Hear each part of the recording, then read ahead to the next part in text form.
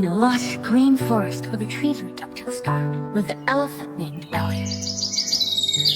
Ellie was the biggest, strongest elephant in the jungle, and he knew it. Every morning he would proudly stomp around, shaking the ground beneath him. All the animals, big and small, watched in awe, but sometimes Ellie didn't realize how his giant feet could cause trouble. One sunny afternoon, Ellie wandered near a small hill by the river where a family of ants lived. These ants were small but mighty, especially their leader, Tiny Tony.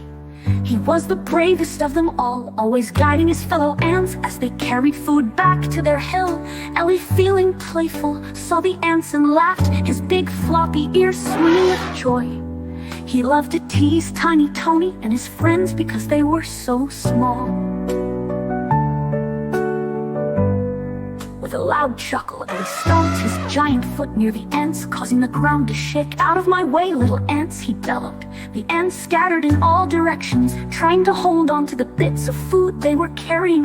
Ellie thought it was hilarious. He smiled wide, his big white tusks gleaming in the sunlight, but the ants didn't find it funny at all. Tiny Tony looked up at Ellie, his tiny antennas twitching with anger.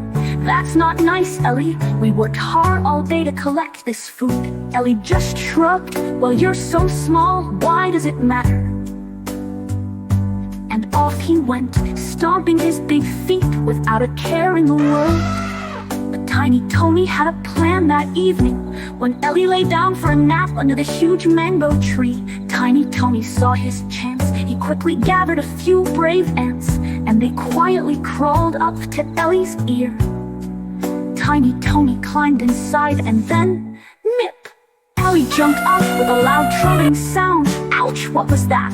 He shook his head wildly, trying to figure out what was bothering him. But Tiny Tony, with his tiny ant legs, held on and nipped Ellie again, this time just a bit harder.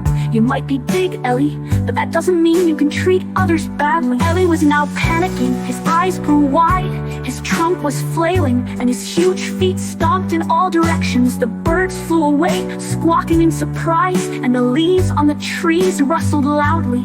"Please, please stop, I'm sorry," Ellie begged, his big elephant eyes now full of tears. He'd never felt so scared before.